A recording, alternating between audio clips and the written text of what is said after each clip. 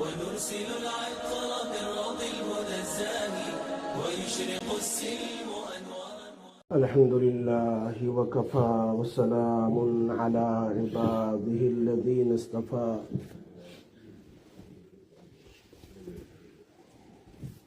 صلى الله عليه وسلم على نبي المصطفى وعلى آله وأصحابه نجوم الهدى وقادة التقى. أما بعد، أعوذ بالله من الشيطان الرجيم. بسم الله الرحمن الرحيم. والكاظمين الغيظ والعافين عن الناس والله يحب المحسنين. صدق الله العظيم. اللهم صل على محمد وعلى آل محمد كما صليت على إبراهيم وعلى آل إبراهيم إنك حميد مجيد. اللهم بارك على محمد وعلى آل محمد كما باركت على إبراهيم وعلى آل إبراهيم إنك حميد مجيد. میرے محترم دوستو، بزرگوں، بھائیوں، نبی اکرم صلی اللہ علیہ وسلم نے صحابہ سے پوچھا پہلوان کون ہے؟ باکسر کون ہے؟ کون ہے؟ صحابہ کرام نے فرمایا جو لوگوں کو پچھاڑ دے. لوگوں کو کیا کر دے؟ پچھاڑ دے. جو بھی سامنے آئے پکڑ کے نیچے ڈال دے، وہ سب سے بڑا باکسر ہے؟ فرمایا نہیں، سب سے بڑا باکسر وہ ہے جو غصہ آئے اور غصے پر کنٹرول کرے. کیا فرمایا؟ غصہ آئے اور غصے پر کنٹرول کرے، یہ سب سے بڑا باکسر ہے. اللہ کے نبی صلی اللہ علیہ وسلم نے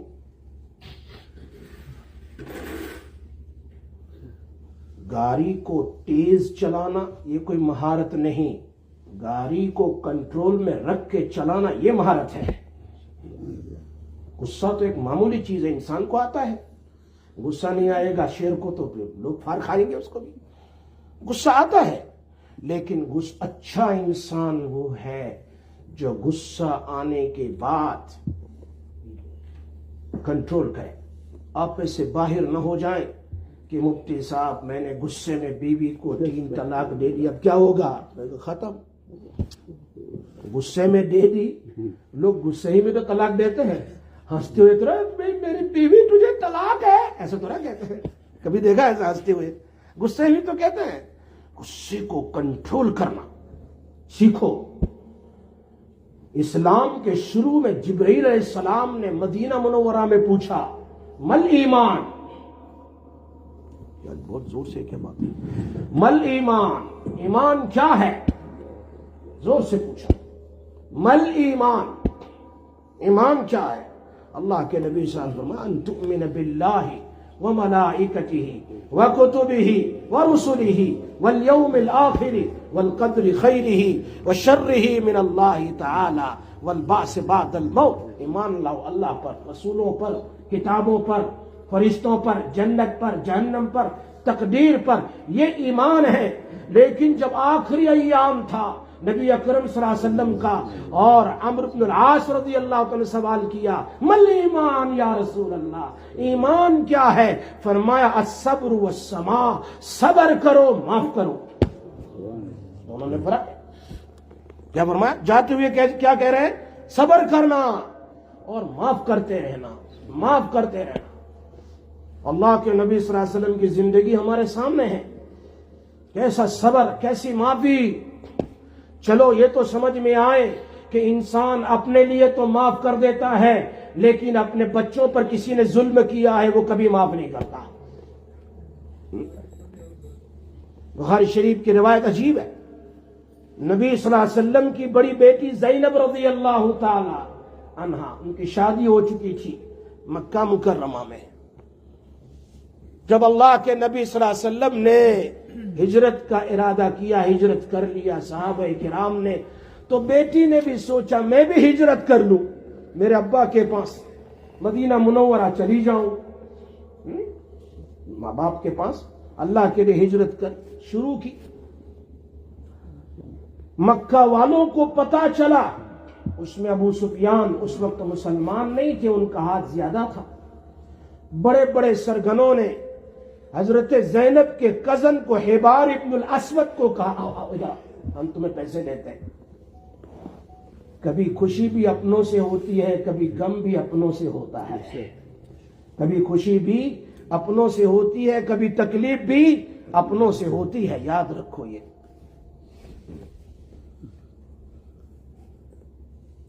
تمہاری کزن جن کے نبی نے ہمارے معبودوں کو گالیاں دی اور برسر دین بالکل دین دھارے ہجرت کر رہی ہے، جا رہی ہے، کوئی روکنے والا نہیں ہے، آپ اس کو روکو.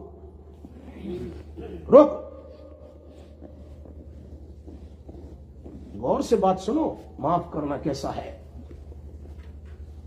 بیٹی اونٹ پر بیٹھی سفر کر رہی ہے، مکہ مکرمہ سے ذرا سی باہر نکلی اور حبار پیچھے پیچھے آیا اور اس نے سپیر جو ہوتا ہے نا مارنے کا، اس نے وہ لیا اور وہ جا رہی پیچھے سے آ کے اونٹنی کو مارا. اب اونٹنی چل رہی ہو، پیچھے سے کوئی آ کے مارے، پوک کر دے تو اونٹنی تو بجک جائے گی، ڈر جائے گی، کودے گی، جمپ کرے گی زخم کی وجہ سے. وہ جیسے کودنا شروع کیا اونٹنی نے، حضرت زینب نیچے چٹان پر گری اور پریگننٹ بھی تھی، حاملہ بھی تھی، امید سے تھی. اب جیسے ہی گری چٹان پر تو ریڑھ کی ہڈی میں بڑا زخم آیا اور وہیں پر مس کیریج بھی ہو گیا. آپ کی بیٹی، آپ سوچے کیا سوچے. کوئی ایسا کرے تو کیا آپ برداشت کریں گے؟ یہاں نبی کی بیٹی ہے، نبی کی بڑی بیٹی ہے اور وہ بھی غلط کام میں ہجرت کر رہی ہے.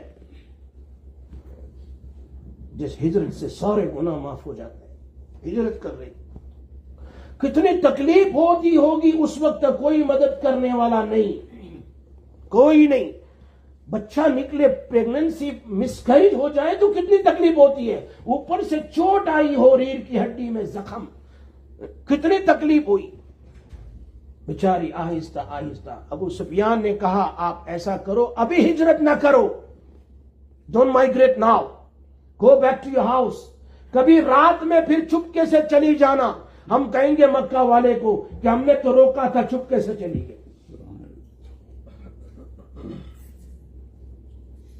سفر تو کر لیا، کچھ دنوں کے بعد پریشانی میں، بیماری میں، وہ زخم میں بہت درد تھا اور سفر کر لیا. پھر بیٹھ کر اونٹنی پر ان کے شوہر نے اپنے چھوٹے بھائی ڈیئر کو کہا ان کو بٹھاؤ اونٹنی پر اور مکہ مکرمہ سے باہر کہیں پہاڑی تک چھوڑ دو، وہ چلی جائیں. ادھر اللہ کے نبی صلی اللہ علیہ وسلم نے صحابہ سے کہا جاؤ میری بیٹی کو لے آؤ، میری بیٹی کو لے آؤ. اس نبی جو وہاں مدینہ منورہ میں ہے اور بیٹی اکیلی ہے، زخم ہے. صحابہ کرام ان کو لے گئے. فتح مکہ کے موقع پر حبار ابن الاسود نے سمجھ لیا کہ آج تو میری خیر نہیں، مجھے قتل کر دیا جائے، اس لیے کہ میں نے ان کی بیٹی کو ستایا ہے. نبی اکرم صلی اللہ علیہ وسلم اس نے ارادہ کر لیا میں ایران بھاگ جاؤں. اس زمانے فارس، ایران بھاگ جاؤں. لیکن کسی نے کہا ذرا ایکسکیوز تو کر لو، شاید معاف کر دے، شاید معاف کر دے، ایک بار ایکسکیوز کر لو، معافی مانگ لو. وہ آگے اللہ کے نبی صلی اللہ علیہ وسلم کے سامنے، اللہ کے نبی میں معافی مانگتا ہوں، مجھے معاف کر دیجئے. فرمایا جاؤ، معاف ہے، معاف ہے. کبھی ایسی معافی بھی دیکھی تم نے؟ ہم تو کہیں میں تو بدلہ لے کر رہوں گا، I will take revenge. میرے نبی سے بڑھ کر اخلاق. وہ بخاری شریف میں ہے، صفوان ابن امیہ بہت ہی زیادہ اسلحہ کا وہ ڈیل کرتا تھا. used to make the weapons, تلوار. اللہ کے نبی صلی اللہ علیہ وسلم نے خندق کے موقع پر اسے خریدا تھا. مکہ میں رہتا تھا, بڑے اسلحے بناتا تھا, ویپنز بناتا تھا.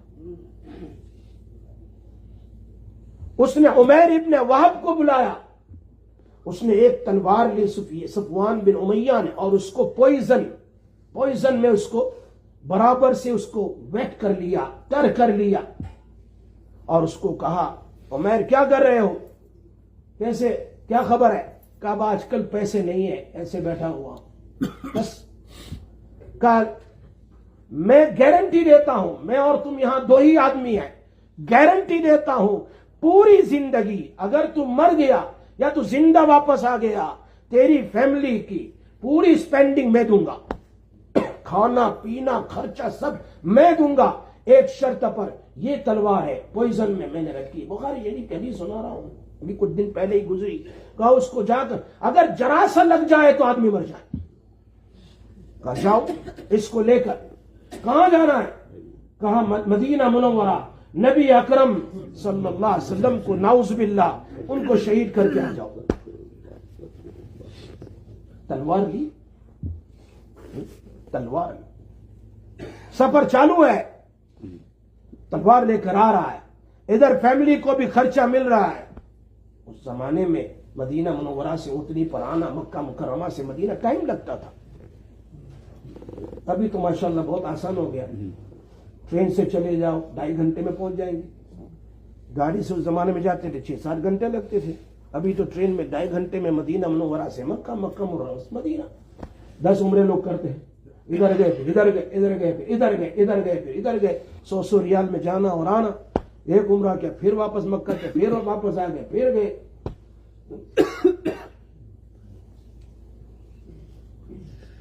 مدینہ منورہ میں داخل ہو رہا ہے عمیر ابن وہب. حضرت عمر رضی اللہ تعالیٰ عنہ کو تو ویسے بھی اللہ پاک نے بہت ذہنیت دی تھی, بہت کلیور تھے, دیکھ کر سمجھ گئے جاسوس ہے یہ. کیا کہا؟ یہ جاسوس ہے, سپائی کرنے آیا ہوا ہے, یہ کچھ گڑبڑ کرے گا. پکڑ لیا اس کو حضرت عمر نے, پکڑ کر اس کو لائے اللہ کے نبی صلی اللہ علیہ وسلم کے پاس. اللہ کے نبی صلی اللہ علیہ وسلم یہ سپائی ہے, یہ کچھ کرنے آیا ہوا ہے. وہ کون؟ عمر فاروق ہے, جن کے مشورے پر اللہ نے 29 آیت قرآن کی, یعنی جن کی سوچ پر اللہ نے قرآن کی آیتیں اتاری ہے. ابھی تو اشارہ کر اللہ کے نبی صلی اللہ علیہ وسلم, ہم یہاں 2 رکعت پڑھ لیں مقام ابراہیم کے پاس طواف کے بعد تو بہتر نہیں ہے؟ اللہ کے نبی نے کہ 5 جبریل علیہ السلام آ گئے اللہ کی طرف سے, واتخذوا من مقام ابراہیم مصلی. ادھر مشورہ ہوا, ادھر آیت اتری. کتنی آیت ہے حضرت عمر رضی اللہ. اگر کسی میں میرے باپ نبی بننے کی کیپیبلٹی اور ٹیلنٹس اور ان کے اندر میں صلاحیت ہے تو وہ حضرت عمر ہے. لو کان بعدی نبی لکان عمر. حضرت عمر نے پکڑ لیا, پکڑ کر لے آئے, سامنے رکھ دیا. اللہ کے نبی کا بٹھا اس کو. کہا عمر کیسے آنا ہوا؟ بس ایسے ہی آ رہا تھا, گھومتے ہوئے کچھ کام کے لیے آ رہا تھا. I was just coming for some work. اور تمہارے صحابہ نے مجھے پکڑ لیا. تو اللہ کے نبی صلی اللہ علیہ وسلم فرمایا, وہ تمہاری اور صفوان کی مکہ مکرمہ میں حرم میں بیٹھ کر کیا بات ہوئی تھی بتاؤ, کیا بات ہوئی بتاؤ. یہ بھی ایک دم شوق ہو گیا. کچھ بھی نہیں, کچھ بھی نہیں, بات کچھ نہیں ہوئی. کہا اس نے یہ نہیں کہا تھا تجھے کہ تیری فیملی کو میں لک آفٹر کروں گا, خرچہ دوں گا, تو یہ تلوار لے کر جا اور نبی کو شہید کر دے, تو تجھے مجھے شہید کرنے نہیں آیا؟ سب شوق ہو گیا یہ. اس لیے کہ صفوان اور عمیر کے علاوہ کسی اور کو پتا نہیں تھا. ادھر یہ سامنے بیٹھا, اللہ نے جبرائیل علیہ السلام کے واسطے سے نبی کو بتلا دیا اس کا یہ ارادہ ہے. یہ سمجھ گیا یقیناً اللہ کے نبی ہے, یہ سچے ہیں. شکار کرنے کو آیا, شکار ہو کر گیا, فوراً کلمہ پڑھ لیا اس نے. آیا تھا مارنے کے لیے اور کلمہ پڑھ کر مسلمان ہو گیا. واپس چلا گیا مکہ مکرمہ کے نبی کو پوچھ کر. اب فتح مکہ کے موقع پر یہ واپس آیا اللہ کے نبی صلی اللہ علیہ وسلم کے پاس اور فرمایا اللہ کے نبی صفوان بن امیہ کو آپ معاف کر دو گے اگر میں اس کو لے آؤں؟ کون صفوان جس نے تلوار دی تھی مارنے کے لیے، جو دشمن تھا، جس نے بھیجا تھا؟ فرمایا کیوں نہیں، جاؤ ان کو کہو کلمہ پڑھ میں معاف کر دوں گا، جاؤ۔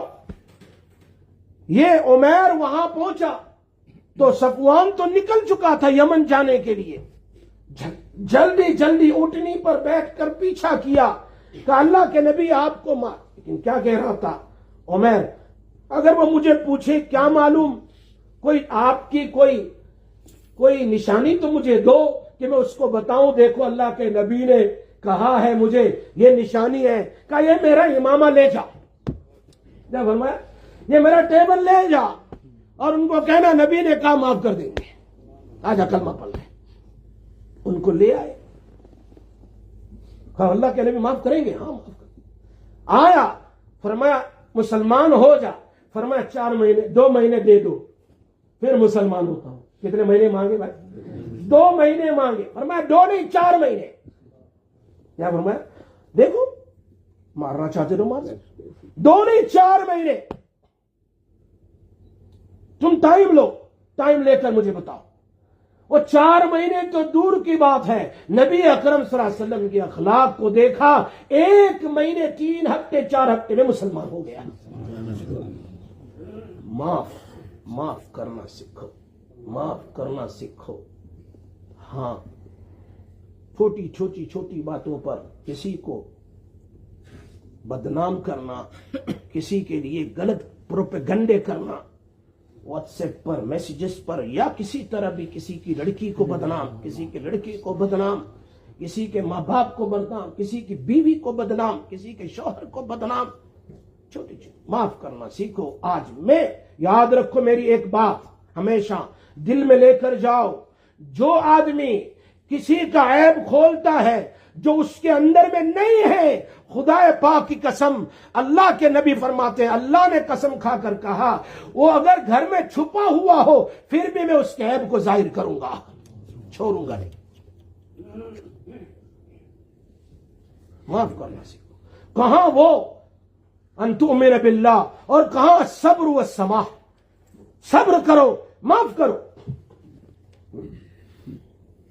دیکھو نا وہ صحیح حدیث، اللہ کے نبی صلی اللہ علیہ وسلم آرام کر رہے خندق کے بعد ایک درخت کے نیچے، اور ایک بدو آدمی آ گیا، مشہور حدیث ہے آپ نے بار بار سنی ہے، بدو آدمی، دیہاتی آدمی، بیڈوئن پرسن came، نبی صلی اللہ علیہ وسلم اپنی تلوار کو درخت پر لٹکا دی اور یہ آرام کر رہے تھے، ابھی نیند لگی ہی تھی، وہ آیا، اس نے تلوار کو لی اور ایسا لگایا، پیر پر اٹھایا، بتاؤ میں یمنعک منی، تم کو مجھ سے کون بچائے گا؟ ابھی تو تلوار میرے ہاتھ میں ہے۔ Who's going to save you from me? Who's going to protect you from me? اللہ کے نبی صلی اللہ علیہ وسلم کی زبان سے نکلا اللہ، کون بچائے گا؟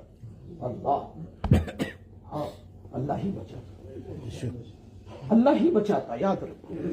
ہمیں چاہیے کہ تکبر کو چھوڑیں اور اللہ کے سامنے بھیک مانگے، تواضع کریں، عاجزی کریں، بار بار مانگے۔ خدا پاک کی قسم، اللہ کسی کی دعا کو رد نہیں کرتا، اگر رد ہوئی تو اسی جگہ دوسرا مل جاتا ہے، دوسرا نہیں ملا تو قیامت میں اس سے 10 گنا 100 گنا زیادہ اللہ اس کو جنت میں عطا فرمائیں گے، لیکن اس کی دعا رد نہیں ہوگی۔ ان اللہ تبارک و تعالی یحب الملحین بالدعاء او کما قال رسول اللہ صلی اللہ علیہ وسلم، بے شک اللہ تبارک و تعالی ملحین کی دعا کو پسند کرتا ہے۔ ملحین کی 2 تفسیر ابن حجر نے لکھی ہے، پہلی تفسیر یہ ہے جو عاجزی کے ساتھ مانگے، رو کر مانگے، اللہ کے سامنے جھک کر مانگے، ایسا مانگے ایسا جیسے تکبر ہو، ادھر بھی دیکھ رہا ہے ادھر بھی دیکھ رہا ہے، ایسا نہیں، تواضع کے ساتھ۔ میرے نبی کا فرمان، ابکو فإن لم تبکو فتباکو، رو، دعا میں رونا نہ آوے تو رونے جیسا چہرہ ہی بنا لو۔ cry if you cannot cry, just make your face like a cry person, Allah will accept your du'as۔ ایک تفسیر تو یہ ہے کہ رو رو کر اللہ سے مانگو، دوسری تفسیر یہ ہے ملحین کی بار بار مانگو، 3 بار مانگو، 5 بار مانگو، 7 بار مانگو۔ اللہ کے نبی نے کئی جگہ پر ایک ایک دعا کو 3 7 مرتبہ مانگی ہے۔ کون ہے؟ امام الانبیاء ہے، بار بار مانگ رہا ہے، بار بار مانگ رہا ہے۔ اللہ سے مانگے، اور اللہ کو رونا پسند ہے، اور رونے والا بھی پسند ہے۔ ایک ذہن میں ایک بات آتی ہے کہ اگر اللہ کسی کو مصیبت دے، ڈیفیکلٹی دے، if Allah gives someone difficulty, if Allah gives someone مصیبت and calamities and Allah is happy with that, so وہ مصیبت سب سے بہتر ہے۔ شاید آپ بے ہوش ہو کہ میری بات سمجھ میں نہیں آ رہی۔ اللہ کسی کو مصیبت دے، مصیبت بہت ساری قسم کی ہوتی ہے، بیماریوں کی شکل میں، گھر کی شکل میں، جھگڑوں کی بہت ساری مصیبت ہے، لیکن اس مصیبت میں اللہ خوش ہے تو وہ مصیبت سب سے بہتر ہے۔ اور اللہ کسی کو نعمتیں دے لیکن اس نعمت سے اللہ راضی نہیں ہے تو وہ نعمت بدتر نعمت ہے۔ ہماری بات سمجھ میں نہیں آ رہی ہے؟ اس کے واقعات قرآن میں ہے۔ یعقوب علیہ السلام کو دیکھو، بیٹے کو کنویں میں ڈال دیا، بیٹے کے کنویں میں ڈالنے کے بعد اس کو غلام بنایا گیا، غلام بنانے کے بعد اس کو بیچا گیا، وَشَرَوْهُ بِثَمَنٍ بَخْسٍ دَرَائِمٍ۔ ادھر حضرت یعقوب علیہ السلام is crying and crying. ادھر جبرائیل علیہ السلام coming again and again to save the یوسف علیہ السلام in the well, in the market, everywhere، ہر جگہ۔ وہ 9 سال 7 سال جیل میں رہے، ادھر یوسف علیہ السلام کے پاس جبرائیل آتے رہے، ادھر باپ روتا رہا، لیکن ایک بھی مرتبہ اللہ نے جبرائیل کو نہیں بھیجا، جاؤ جبرائیل یعقوب کو کہہ دو don't cry your Yusuf is still alive, نہیں کہا، رونے دیا۔ وَابْيَضَّتْ عَيْنَاهُ مِنَ الْحُزْنِ فَهُوَ كَظِيمٌ، روتے روتے آنکھیں چلی گئی، بینائی کی سفید آنکھوں سے سفیدی، اور ساتھ ساتھ میں اندر میں بھی غم ہے۔ معلوم ہوتا ہے اللہ والوں کو اللہ ظاہر کا بھی غم دیتا ہے، باطن کا بھی غم دیتا ہے۔ میری بات سمجھ میں آتی ہے؟ صاحب جلالین نے لکھا ہے فی قول 40 سنوات وفی قول 80 سنوات، 40 سال روتے رہے یعقوب علیہ السلام۔ ایک روایت میں 80 years he was crying, not a single time Allah mentioned or Allah sent a message to یعقوب علیہ السلام don't cry now۔ فرما اللہ کبھی رونے والے کے رونے کو پسند کرتا ہے، رونے دے۔ قریب میں کنواں، قریب میں کنواں، وہاں سے خوشبو نہیں آئی یعقوب علیہ السلام کو، لیکن مصر سے کرتا لے کر آ رہے ہیں، وہاں سے خوشبو آنے لگی، میرا بیٹا زندہ ہے۔ یہ اللہ کی شان ہے۔ تو کبھی نعمت، کبھی مصیبت آتی ہے اللہ کی طرف سے، اور اس پر اللہ کو پیار ہے تو وہ مصیبت سب سے اچھی ہے، اور نعمتیں بہت ساری ہیں۔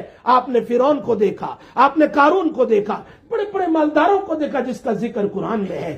400 سال کی زندگی، 1 منٹ سر میں درد نہیں ہے، لیکن حالت کیا ہوئی؟ نعمتوں نے اس کو بچا لیا۔ دولت that saved the Qarun? No. The wealth that saved the Qarun? No. So sometimes the difficulty come in my life, but Allah is pleasing with me. That difficulty, subhanallah, is a great. And sometimes a dawlat is in my life, a lot dunya, lot wealth, but Allah is not happy, not pleased with me. So that dawlat is not going to help you in this world and the day of Qiyamah. Remember this. میں کہاں سے کہاں تھوڑا گم گیا، چل رہا تھا کس پر؟ معاف کرنا سیکھو، معاف کرنا سیکھو۔ ویسی تلوار گر گئی، کیا کہا؟ اللہ، بس تلوار اس کے ہاتھ سے گر گئی۔ When he said that, Nabi Sallallahu Alaihi Wasallam said, Allah, who's going to save you from me? Said Allah. Nabi Sallallahu Alaihi Wasallam said, the sword fell down. Allah کے نبی, he picked up that sword and he says, now من یمنعک منی، آپ کو تجھے بچائے گا؟ اس نے کہا تمہارے سوا تو میرا کوئی نہیں ہے، کوئی نہیں، چاہے مسلمان ہو جائے، ایک سے بھی سلام۔ He said no. جاؤ، معاف کر دیا میں نے۔ If someone come to kill me, I'm going to leave him alone. Tell me. This is the akhlaq of Rasulullah sallallahu alaihi wasallam. آخری حدیث سنا دیتا ہوں۔ سب سے بڑی سنت ہے، سب سے بڑی دا بگیسٹ سنت ان دا حدیث کون سی ہے؟ فرمایا من احب سنتی کان معی فی الجنہ، اگر اس سنت پر تو عمل کرے گا نا تو میرے ساتھ جنت میں ہوگا. If you practice the sunnah, you're going to be with me in Jannah. But you get Jannat is the great things. Just to get Jannat is the great thing. But the neighbor of Nabi sallallahu alaihi wasallam in Jannat, subhanallah. اور اللہ کے نبی کی جنت کتنی بڑی ہوگی، ان کا پڑوسی. Look at the Jannat of Nabi sallallahu alaihi wasallam and his neighbor, subhanallah. Ma'i fil Jannah, ma'i fil Jannah. کیا فرمایا اللہ کے نبی نے؟ ایک بات کہی، صرف ایک بات کہی، وہ آج ہم سب کا ہمارا سبق ہے، آج کے بیان کا نچوڑ کنکلوژن ہے. What is that? Said in استطاعت ان قدرت ان تصبح ام تمسی او تمسی، اگر تیرے اندر میں طاقت ہو، ایک روایت میں استطاعت قدرت طاقت ہو، صبح و شام ہمیشہ لیس فی قلبک غش لأحد، یوں نہیں کہا don't keep the hatred in your heart for Muslim, did not say for alim, did not say for buzruk, no, لأحد، کسی کے بارے میں تیرے دل کے اندر میں کینہ اور کپت نہیں ہونا چاہیے. if you practice the sunnah you're going to be with me in Jannat. ہم تو سوتے ہی اسی کے ساتھ ہیں. we sleep with that hatred and we wake up with that hatred. Understand? Look at here, Rasulullah sallallahu alaihi wasallam, laysa fi qalbika ghish، کسی کے بارے میں برائی نہ ہو، بس معاف کرو. سونے سے پہلے اللہ I forgive everyone. وہ صحابی آئے، فرمایا اللہ کے رسول مجھے جانا ہے جہاد میں، سفر میں جانا ہے، بیٹل میں جانا ہے. اللہ، لیکن فرمایا میرے پاس کچھ ہتھیار نہیں ہے. اللہ کے نبی نے فرمایا میرے پاس بھی کچھ نہیں ہے. وہ روتا ہوا واپس جا رہا ہے، روتا ہوا کہہ رہا اللہ میں نے سب کو معاف کر دیا. اللہ کے نبی نے فرمایا تیرا ثواب جہاد کے برابر ہے. معاف کر، معاف کرنا سیکھو، معاف کرنا سیکھو. اللہ کے نبی کی سب سے بڑی سنت ہے the forgive and forget. that is the greatest sunnah. انسان کے اندر میں کیا ہے؟ وہ take it and وہ کیا کہہ رہے ہیں؟ get and forget. انسان کی صفت کیا ہے؟ he gets ماشاءاللہ and then forgets. آپ نے مجھے دیا تھا. he gets and forgets. اور نبی کی سنت کیا ہے؟ forgive and forgets. that's sunnat of Rasulullah. اس آیت کو میں نے پڑھا والکاظمین الغیظ والعافین عن الناس. ہم سب سرونٹس ہیں بھائی، بندے ہیں، بندے ہیں. اگر صبر ہوگا، if you have patience, definitely you're going to forgive people. you have tawazu, humbleness, no pride, you're going to forgive the people. tawazu and سخاوت. اسی لیے اللہ کے آخری حدیث اللہ کے نبی نے کیا فرمایا؟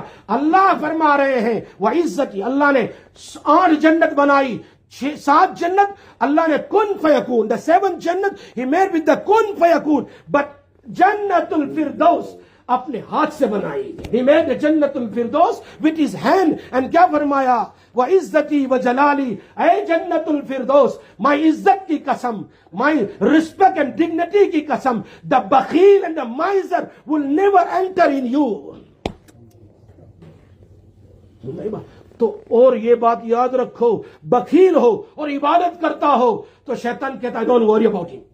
MashaAllah, he's an abid, but he's a miser. I don't care about it. But a person, gunegar hai, but saki hai, I'm scared of him. Maybe Allah can forgive him any time. اس لیے یہ باتیں ہیں جو بہت کام کی باتیں ہیں. اللہ تعالیٰ میں عمل کی توفیق نصیب. اللہ ہم سب کو دین کے لیے قبول فرمائے. وآخر دعوانا ان الحمدللہ رب العالمین.